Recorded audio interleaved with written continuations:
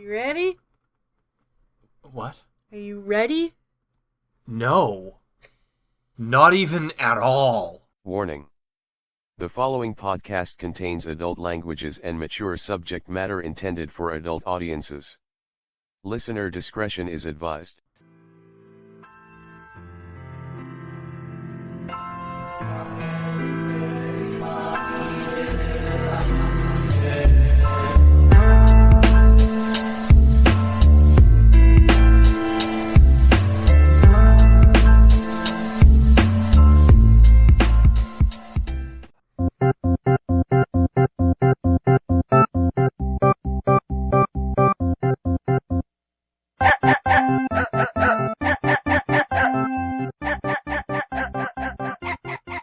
Rancid Readings, episode 23 on February 21st, 2018. I originally wanted to do like the full-on Rancid Readings experience for Empress Theresa by Norman Boutin. But it turns out we've finally done it and found our hard limit. And it was this book. It was this book. We can't do it. Okay. It's... Okay, so calm down, drink your rum. Drink your rum. So, oh my god, I just noticed that there's a study guide on this website. Oh my god. What the fuck? Okay, we'll come back to that. Yeah. Okay, so Empress Theresa is a self-published book, as many of the books on yeah, that's kind of read. that's kind of our bread and butter here, you know. And small aside, just because they're self-published doesn't mean you're crap. No, I mean, look no. at Chuck Tingle. Yeah, that man is like the truest artist ever to live, and his books are literary masterpieces. But Empress Theresa is like,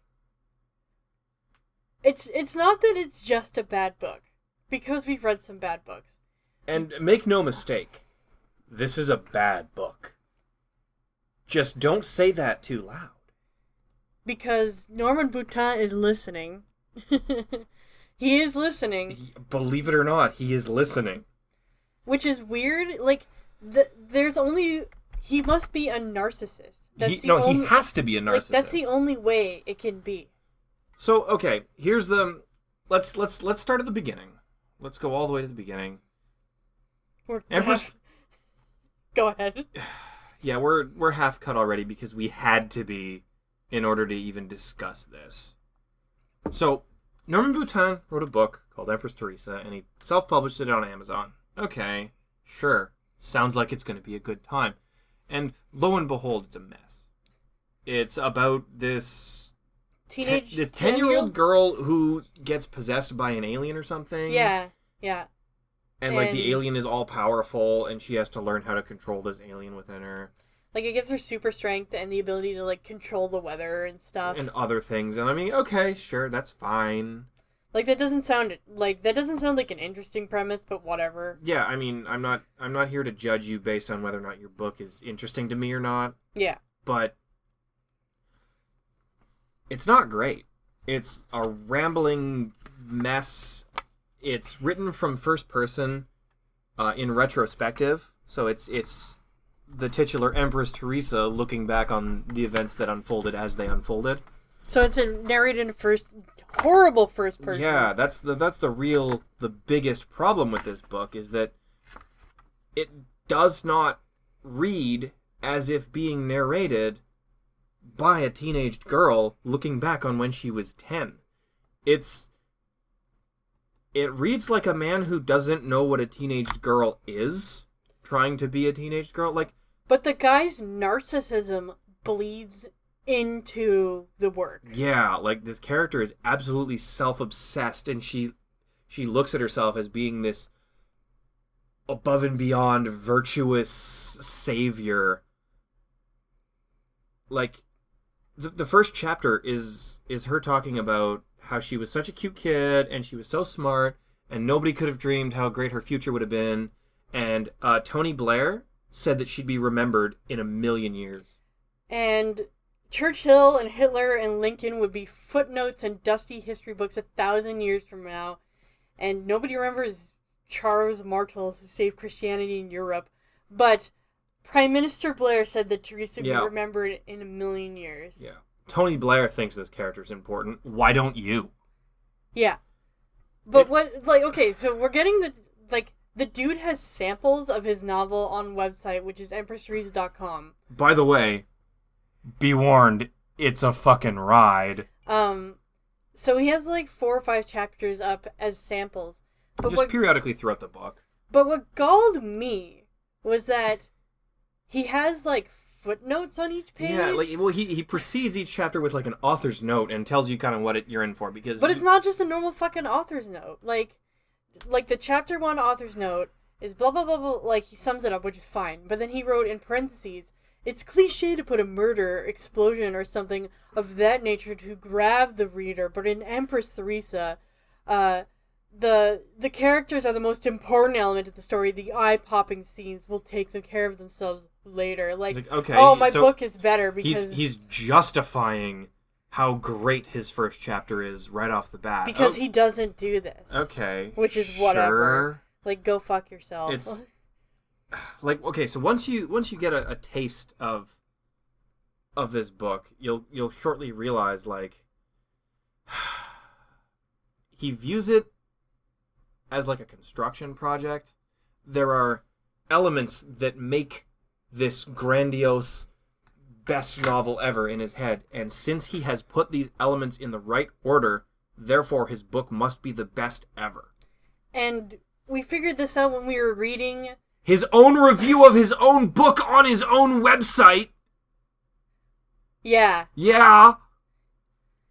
The review of his book on his own website, by the way, he said a dude on his Amazon listing was cool, I liked it. It was a really short review, and he's it's the best. And then fucking nearly all this is his own writing. Nearly all works of fiction are characters trying to work their way through a minefield of irresistible, immutable forces.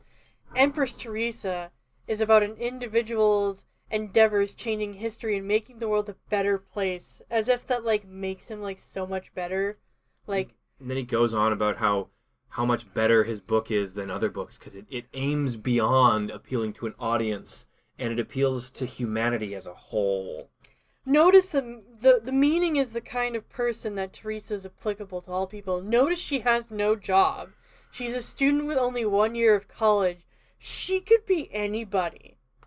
What the story says about human nature is more important than the plot specifics. So, not only has he written a book about, a character that's, the best book ever, but it's so much better than every other book because he's, widening it to, some moralistic standpoint or whatever the fuck.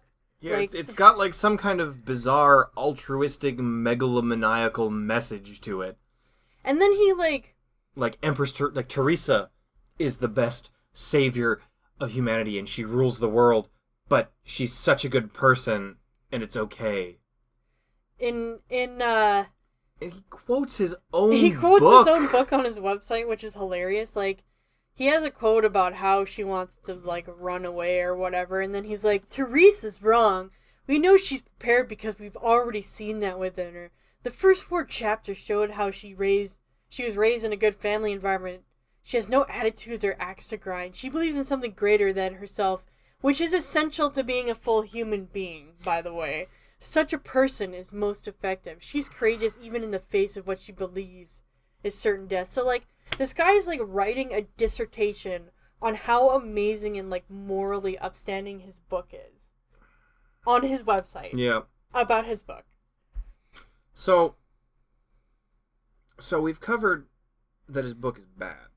And why? And we've covered his own self-adulation and masturbation about how good his book is. But let's get to the heart of what we want to talk about here. Now one of our favorite things is to read the Amazon reviews of these books. But apparently it's also his favorite thing to do. Because he gets into an argument with every negative review on his Amazon page. He heard that people were reading the Kindle the Kindle sample and judging his book based on it. So he got so mad that for a while he actually pulled the Kindle version down. Also, in the info of the book itself, he writes this giant diatribe against trolls.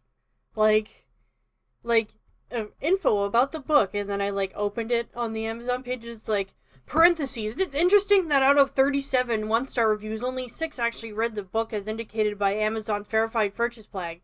Why are they here?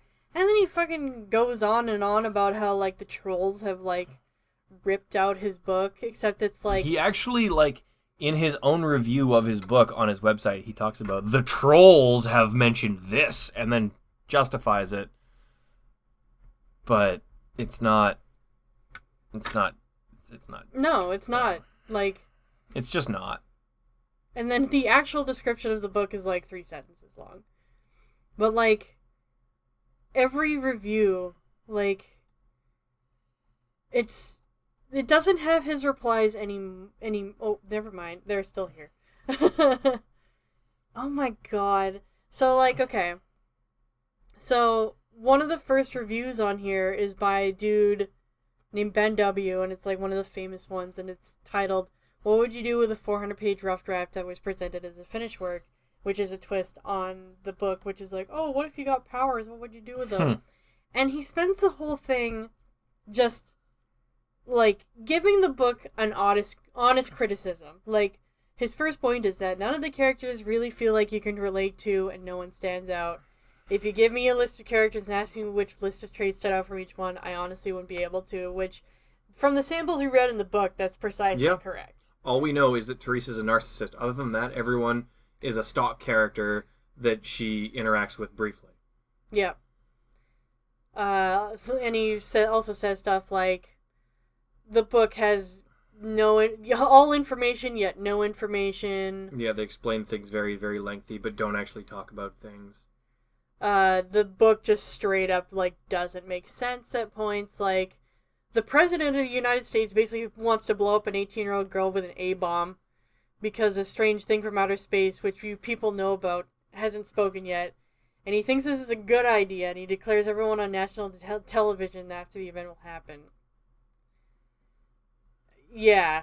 And then, despite the fact that the government later states, we don't know if the alien is real or if this was just a little girl's imagination. So, it's a fair criticism of the book.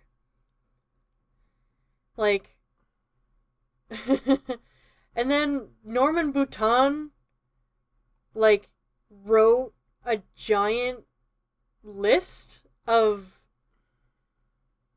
why Theresa herself is good. I'm looking at it, and he's Teresa's good, Teresa's beautiful. She saves the Israelis and liberates North Koreans. She has empathy for others. She has more power than all the world's armies combined. And just and if you open up any of these reviews, there's a 50-page argument on each one. From this dude. We could spend hours just reading fucking these reviews and his responses and the responses to his responses. These huge arguments. Yeah, dude. This guy wrote a book and it wasn't good. And he had a meltdown and made it his mission to personally deflate anyone who said anything bad about his book, his precious baby. Oh, okay. Now this is curious to me.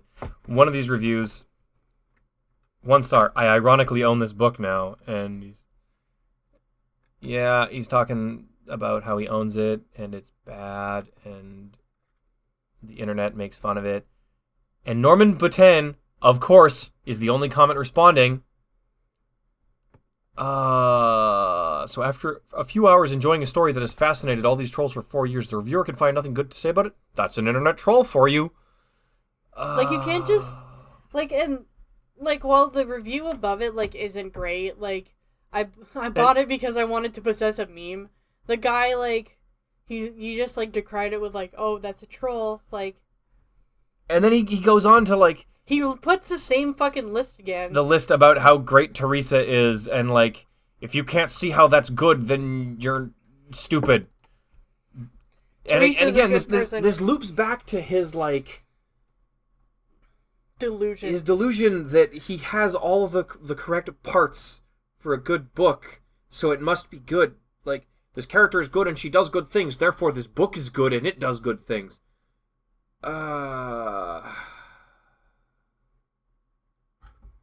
It's just... Oh, this is something that I forgot. He was leaving comments under other successful customers' review to read his book, and leaves lengthy excerpts. Wow. Oh, he actually responded to that. And he says, trolls are boring, that's why I talk to them, every daily day. And make 1,000-page comments.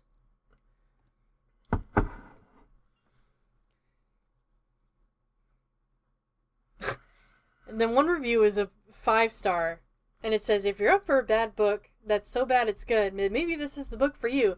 Not quite as mesmerizing as the work of Neil Breen or Tommy Wiseau, but still enjoyable. Norman Boutin says, "Oh, now here's something interesting.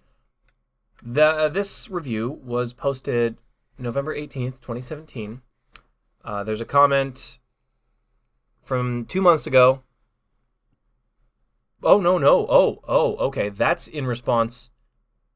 Okay, that comment's 2 months ago, and it's referencing the comment which was edited 1 day ago. Oh my god. So as of today, Wednesday the 21st, Norman Boutin edited this comment a day ago. So 2 months ago, a comment was written in response to this, though. So he's still at it. He goes on about, like, I had to look up Neil Breen and Tommy Wiseau. They're movie producers and actors who make bad movies that hook a cult following. No streets and schools will be named after them. If Empress Theresa was made into a movie, the special effects would blow people away.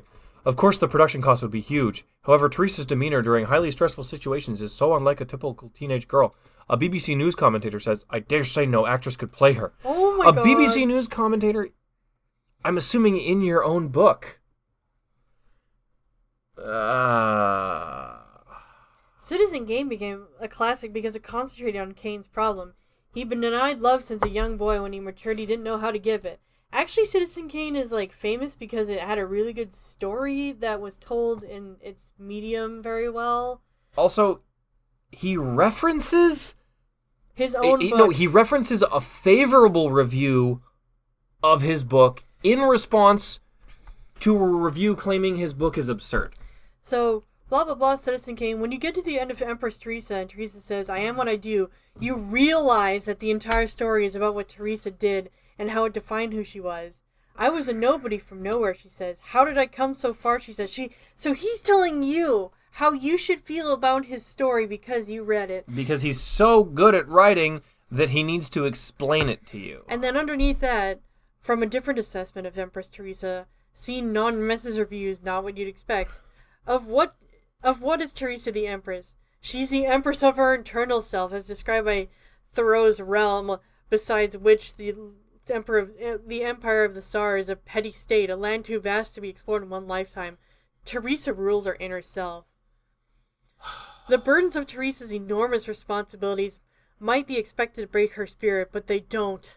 Prime Minister Blair tells the British House of Commons, a woman who puts her trust in a higher power will be unchanged. Theresa will remain Theresa. A 23-year-old guy named Shane emailed me on my website. He bought the book in a used bookstore. He read the book 5 times and said it was inspirational. So, like, some nobody told you he liked your book. Congrats. I'm glad that guy enjoyed it.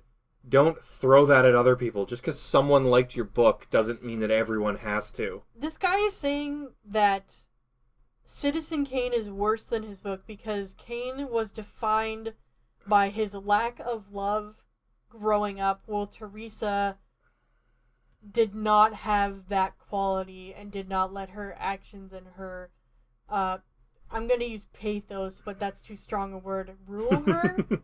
Is that what he just fucking said to me? And also he tried to drop Thoreau? Like, no, that's not what he meant. So, I feel like this is less a discussion about the actual book, No, Empress like, Theresa, because I'm going to be honest with you. Of the segments that we've read of Empress Theresa, there's nothing to talk about. No, it's just like a typical shitty bad book. It turns into... It's not even as bad as, like, Antigua or Moon People. Moon People. Because those are incompetently constructed. Like, this guy's prose is fine. Whatever. There's nothing to write home about there. But, like, he's just got, like, this terrible ego about this book. And it's like... And he's never written another book, to my knowledge. He's only published the one book. And well, he's been working on it for, like, 40 years or whatever the fuck. That number keeps changing, too. Yeah. Like... What the fuck? No, he never made anything else, by the way. It's... Like...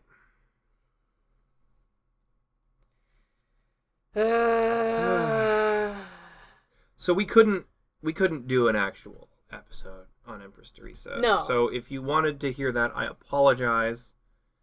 But like we can't. Like we just can't. We started reading it and it was just uninteresting, and then we kind of discovered like the Amazon page. Well, we looked it up, the free samples on the website. We're like, why the fuck does this guy have like his website is just bizarre. Like, if you take anything away from this, go check out this guy's website and be baffled. He has a list on the website on how people will find Theresa and her story interesting. Also, there's a study guide. I think we haven't looked at his study guide yet. I kind of... Oh, Loyal Husband Steve is also an interesting inspiration. These are many of the reasons why people will find Theresa and her story interesting. 1. It's about a teenage girl, which will interest people and old people who enjoy remembering their youth. Like, that's not... No. Like, that's a given. Like that's not a thing. Theresa is a good girl, which is a refreshing change of pace and will inspire girls. A good girl. The story is narrated in the first-person voice of Theresa. I'm Theresa, which gives the story intimate immediacy to draw the reader in. And that's not how that works. You know what book was written from the first person? The Outsiders. The Outsiders was written by a middle-aged woman from the perspective of she was not a middle-aged How woman. old was she was like 17 or 18. Oh, okay, so she was the age of the characters? Okay. Bottom line is, The Outsiders, she wrote it, from the perspective of a teenage boy, and had to write it under a pseudonym because everyone assumed, like, oh, women don't know how to write what boys feel, and that book was fucking great. And after the fact, like, it's come out that it was written by a woman, everyone's like, whoa, that's so cool. This is, like, an old guy writing from the perspective of an 18-year-old girl, and it does not... Well, the reason why The Outsiders is a good book is that, she didn't sit down and was like, Pony Boy is an accessible boy because he's a blank slate that anyone can project into. No, people like Pony Boy because he was a nice kid who got just swept up. Was in a shitty situation and he had no control over his environment. Yeah, like, sure, he came from, like, a particular, like, social, like, lower economical social class, but, like, that doesn't make Pony Boy inaccessible to people who are, like, not poor or whatever. Pony Boy is not a product of his environment so much as he's making do with his environment. Theresa is nothing in a nowhere space, and that's why she's great, because everyone can identify with nothing. So I pulled up the study guide, and this fucking thing starts with the 4 cornerstones of Theresa's philosophy, which is on every single webpage, by the way. Like, if you load up any page of Empress Theresa, like, these 4 fucking cornerstones of Theresa's philosophy are all on like, it. I've seen these quotes in one of these quotes in every page of this website. And he immediately starts by quoting Dickens. So the cornerstones are, we are lost in this confusing world unless we follow the directions of its maker. Page 2. Remember, this is not a book about religion. As a believer, I was sure I was given an immortal, and that gave me courage. Page 70. I did everything correctly. In this world, perfection isn't good enough. Page 207, Cliff Note. Teresa's trying to do something good for everybody when nothing seems to be going right. When everything you believe seems to be letting you down. Your sanity is in danger. Every good person has experienced this in some way. And the fourth one is, I'm very simple. I follow my conscience. I am what I do. If you think that's easy, try for one day. And yeah, as Pigeon just said, he opens with Dickens. God, like, those 4 cornerstones are so condescending. Yep. In 1852, Charles Dickens wrote about his scorn for the coxswabigal, which means, he put the definition there for you plebs, the conceited foolish dandyism or pretentious foppery. So me. Idea of writing down to the popular intelligence. He respected the public and noted the working class often knew more about Shakespeare and Milton than the gentleman. 7 years later, he wrote A Tale of Two Cities. Like, oh, like, fucking, like, I don't want to write for, like, intelligent people. I want to write for, like, everyone, like Charles Dickens did. Like, fuck you. Like, that's not the same thing. The thing that Dickens is going at is that his characters are relatable characters. Not that they're weird blank states for you to, like, manipulate like Theresa. Yeah. Every claim I make about Empress Theresa on this website or anywhere can be confirmed by the book itself. What? It's easier to write a book with footnotes that the same book is written so that children can understand it. Quote, Bishop Fulton J. Sheen. Also, the website design is just terrible. Yeah. Like, I know this is a cheap jab, but... No, I mean, like, the font changes, the colors change, the colors change. He quotes from his book are written in red. His opinion on quotes written from his book are written in blue. And for the most part, it's this boldface black text, but for some reason, randomly it drops out of bold. And then in the middle... He asserts that she is not... I've been accused of writing a Mary Sue character, a girl who is perfect in everything she does and is perfect in herself, but Theresa is not perfect. She cries. She gets angry. Even at God. See chapter 22. She gets discouraged and wants to forget everything and go home. Steve has to tell her, you can't do that. She will be the first to admit she couldn't have gotten through the impossible problems without the help of her husband Steve, who comes up with some ingenious solutions. This is not a perfect human being, and no Mary Sue. Actually, yes, it is. She has the most common problems. Crying and getting angry is not a character flaw. Like, like, that's not like, everyone does that. Yeah. Like, if you want, like, a character flaw, I don't know, like... Harry Potter has a character flaw because he is often a little too dumb to figure things out and he relies on his friends a bit much. That's Harry Potter's character flaw. A Mary Sue is not a character who is perfect. A Mary Sue is the lowest common denominator. A Mary Sue is the most common, uninspired version of something. Yeah. Mary Sues have flaws. They just have the same flaws that literally everyone who's popular has. They're usually clumsy. That's their flaw. Like Bella Swan. I have been accused of writing an allegorical story like Pilgrim's Progress or Everyman, which I've studied both of those. In an allegory, the main character, named something like Christian in the first story or Everyman in the second, represents all humanity. Theresa is not an allegorical character. She is a good girl. But there are many kinds of good people. Some are smart, some aren't. Theresa is smart. Some are full of religious fervor and some not. Theresa is. Some are courageous, strong-willed, generous, and some are not. Theresa is. Some believe in God, some don't. Theresa does. Okay. Then there are some people who aren't good, who cheat on their spouses, who are promiscuous, or who are troubled by drugs, alcohol, bad companions, mental illness, blah, blah, blah. None of these things... Hey, whoa. So people who aren't... Mental illness means you're not good. Yeah. Mental illness means you aren't good. Putting them above all together, it's clear that Theresa represents only a tiny fraction of the population's individuals. You're lucky if you know 5 of them. Empress Theresa is not an allegory. What Theresa does... This guy doesn't understand what an allegory is. No, he doesn't. What Theresa does have in common with everybody is having the need to figure out how to get herself through the world, and then all fucking caps in blue text for some reason. What makes Theresa a representative of others is that she represents what God intended for everyone to be. But this isn't a book about religion. No. I've read Pilgrim's Progress. I'd actually prefer to read Pilgrim's Progress over Empress Theresa. And you know what?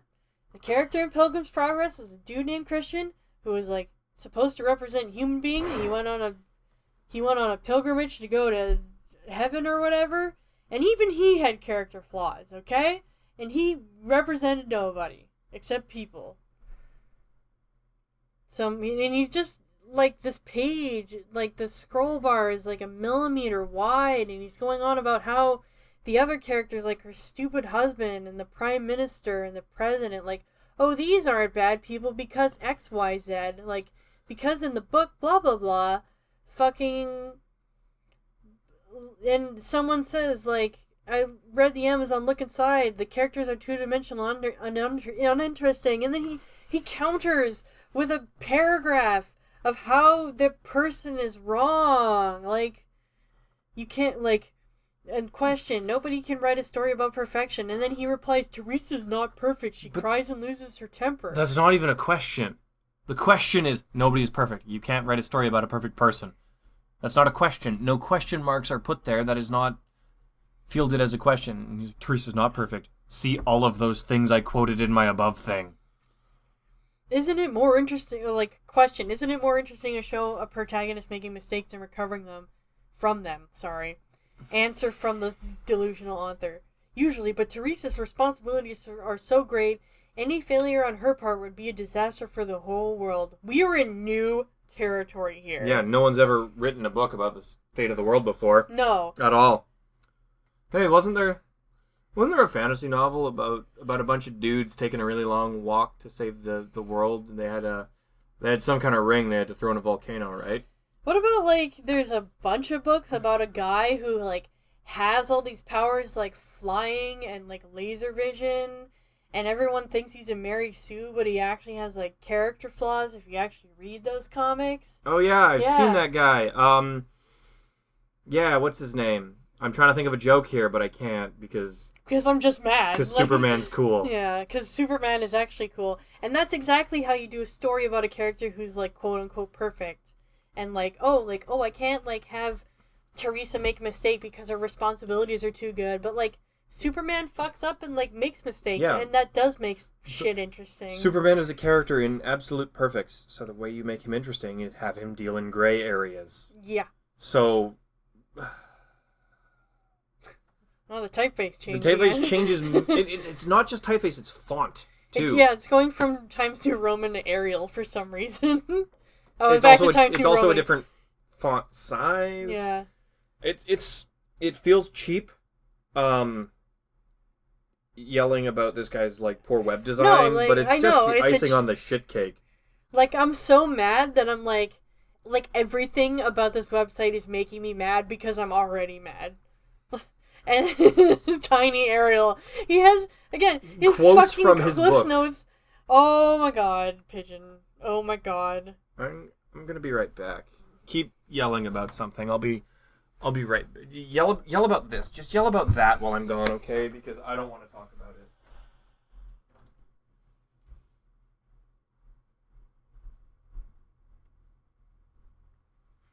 I went to school for 7 years to study English. Not just English, but specifically English literature. That's what I studied. Like I mentioned, I'd studied Dickens and Pilgrim's whatever. That book that I immediately forgot because I wrote 2 essays on it.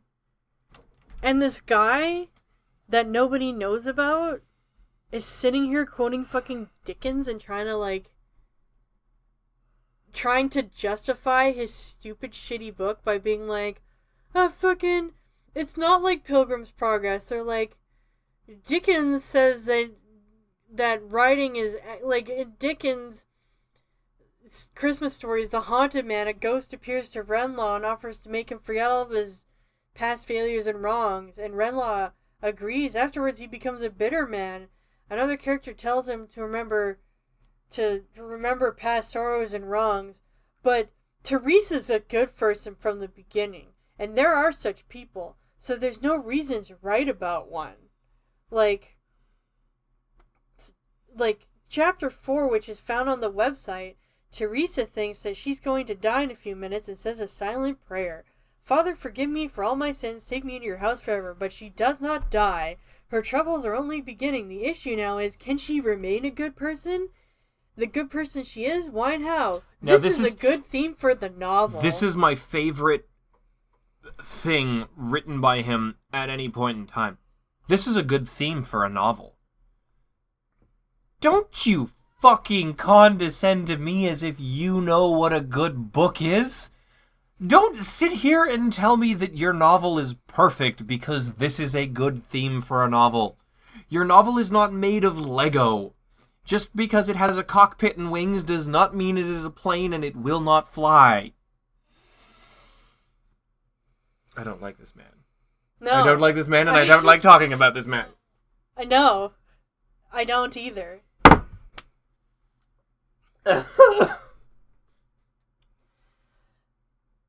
I'm not playing Monster Hunter right now. I'm talking about this. I'm not Why playing. Did you bring up Monster Hunter? Because it's amazing and it's fun and it's great and everything that this isn't. I could be doing something instantly, amazingly entertaining right now. But instead, I'm sitting here getting drunk talking about one of the worst train wrecks I've ever witnessed. It's not even the book itself. It's this delusional author. You know what? That's the worst part about this. We could not talk this impassionedly about the book. The book is just bland nonsense. It's so utterly cardboard and without any substance, devoid of anything good. Reading it, I don't get the same cringe hatred that I do for Moon People. Moon People instills me with pain. Reading Empress Theresa makes me wish I had stopped reading Empress Theresa and done something meaningful. The man behind the book is so much more interesting. Oh my god. Oh no. He's quoting Julius Caesar. Oh no. I am 5,000% done. Because I wrote fucking like a 32,000 word essay on Julius Caesar. So I'm not gonna read this whole paragraph here. I didn't read the whole thing. I looked in the middle and I saw the quote, "Brutus is at war with Brutus," said Brutus and Julius Caesar. "There is no war in Theresa. She knows what to do and does not struggle with her conscience." What do you mean there is no war? Brutus is at war with Brutus because he stabbed Julius Caesar and he feels bad about it. But he's saying that since Theresa doesn't have doesn't have this monumental guilt for stabbing someone, that makes her a better character. Oh my god. Brutus is an interesting character because he is at war with himself. Brutus has something identifiable and noteworthy happening. And then fucking underneath that quote. Are you talking about how she doesn't have a drug problem? Question, I guess, from Amazon. A protagonist with flaws would be more interesting. Yes, that is a good question and certainly not a statement. Answer. A major theme of the story is that good people do good in the world. Giving her a drug problem or sexual promiscuity. No, promiscuity. Promiscuity would add nothing to the theme and distract from it. No. People with problems don't change the world. Yeah, okay. I want to talk about Winston Churchill for a moment. The man credited with some of the most monumental accomplishments in the Second World War, who was such an alcoholic that someone who looked a lot like him had to deliver his speeches because he was so fucked up on cognac and sherry that he had a stroke. And his parents disowned him. for some reason. This book is really bad, How about but someone... this man is so much worse. This Yeah. man, this is my anti-Chuck Tingle. Yeah. Chuck Tingle Is, like, charismatic, and he loves people, and he's every time fun. someone says something bad about his book, he embraces it. He says he loves you. And, like, who the fuck is this man who thinks he is better than everyone else? I swear, I hope he doesn't have a Twitter, whoever this is. God damn it. No, Chuck Tingle's a coloring book. Chuck Tingle's adult coloring and activity book for true buckaroos. Why don't we own this? I think we're gonna need it after fucking reading this fucking... I didn't want a million people coming at me saying, thanks a lot. There'll only be one Empress Theresa, and you gave us a drug addict and a slut. You couldn't give us a better hero than that? You couldn't give us a better role model for our daughters? I did. Spoiler alert, Teresa's no one's role model because No. she's no one. When you try to make a blank slate for everyone, you make something for no one. As he says, he's trying to transcend a single audience. Teresa's for everyone. Therefore, Teresa is for no one. Like, you remember like the most important scene in The Incredibles when Syndrome is monologuing and he says, "And when everyone's super, no one will be." When a role model is to be imprinted on by everyone, it doesn't mean anything to anyone. Perfect role models don't exist. And when and some of the more interesting stories have come out of that. Like Luke Skywalker in The Last Jedi. He's like, I was the galaxy's... why did you have to bring up The Last Jedi? You're going to polarize the fans. No, okay, I'm just using this as an example. Yes. I could use Big Boss or Link as well. But, Mhm. like, Luke Skywalker was like, look, I was the hero that the galaxy needed, and then when I ended up not being that, like, it ended up being my downfall. Like, and that's way more interesting than just, like, boop, boop, be doop. Like, than just, like, milk toast, like, I do good. Like, that's why people don't like Superman, is they're like, oh, Superman's OP as fuck, and he, like, doesn't have a personality or whatever.